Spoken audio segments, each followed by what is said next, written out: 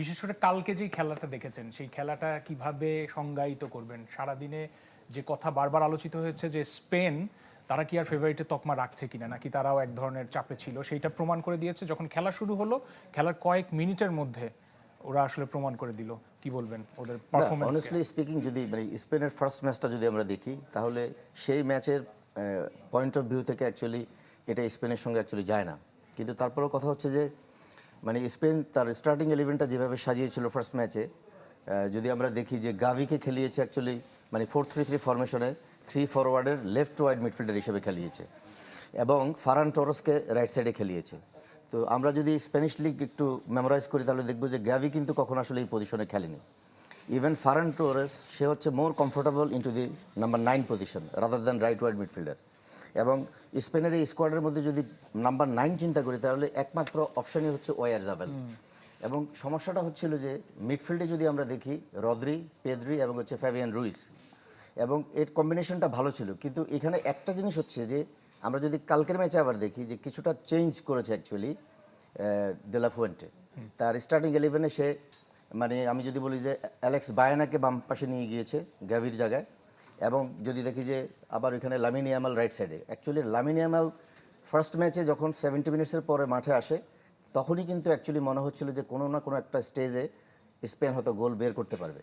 কিন্তু আপনি যদি আমি দেখি যে মানে কেপ ভার্দে তাদের মানে স্ট্রাকচারটা দেখি যে তারা ছিল অ্যাকচুয়ালি লো ডিফেন্সিভ ব্লক নিয়ে খেলছিল। এবং আপনি যখন লো ডিফেন্সিভ ব্লক নিয়ে খেলবেন ডেফিনেটলি এটা হচ্ছে একটা ট্যাকটিক্স, একটা স্ট্র্যাটেজি। আপনি সাধারণত স্পেস দিতে চাইবেন না। অলওয়েজ তারা ওয়াইড এরিয়াগুলো কিন্তু ফাঁকা রেখেছিল, যেহেতু সেন্ট্রাল করিডোরে অলওয়েজ তারা মোর কম্প্যাক্ট ছিল। স্পেনের জন্য সমস্যা হচ্ছিল যে যখন কোনো টিম প্রতিপক্ষ আপনার ব্লক তৈরি করবে, পজিশনিং টিম মানে আমি স্পেনের কথা বলছি, তাদেরকে যেটা করতে হবে যে ফার্স্ট ট্যাকটিক্স যে they have to play across the block. খুব দ্রুত বলটা সার্কুলেট করতে হবে, পাসিংটা, তাহলে ডেফিনেটলি ব্লকটাও শিফট করবে। এবং এই ব্লক শিফট করার কারণটা হচ্ছে যে আপনি কেন করাতে চাচ্ছেন সেটার একটা উদ্দেশ্য থাকে। উদ্দেশ্য হচ্ছে যখন আপনি বল শিফট করবেন এক পাশ থেকে আরেক পাশে, ডেফিনেটলি আপনার অফ দ্য বল প্লেয়ারদের মুভমেন্টগুলো হচ্ছে ইম্পর্টেন্ট, আইদার গাভি আর অথবা হচ্ছে Ferran Torres. And eventually sometimes Rodri যদি পিছে থাকে তাহলে ফ্যাবিয়ান রুইজ এবং হচ্ছে সেখানে পেদ্রি, তাদেরকে ইনবিটুইন লাইনে যেতে হবে।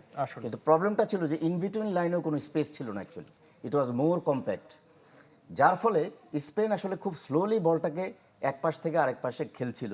কিন্তু এটা আরও কুইক খেলা উচিত ছিল এবং আপনাকে সলিউশন বাইর করা উচিত ছিল যে সামটাইমস ব্লকের এগেনস্টে আপনার দেয়ার আর সো মেনি ট্যাকটিক্স।